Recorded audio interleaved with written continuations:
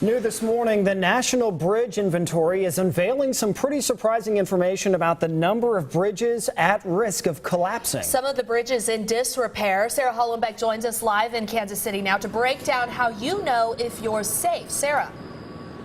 Good morning. That inventory looked at thousands of bridges all over the country, including this one, the Kit Bond Bridge. Now, while this bridge is newer and not as much of a problem, several others around the country, including here in Kansas City, were determined to be bad. And also, there's a pretty good chance you drive on one of these, especially if you live in Missouri. That odd is even greater. Missouri is in the top 4 states for the number of aging bridges. The inventory categorized bridges in 2 different ways. Structurally deficient, which basically means that one major component of the bridge is in poor condition. There's 65,000 of those in the U.S. and fracture critical, which means that it's at the point where it could collapse if a single component fails.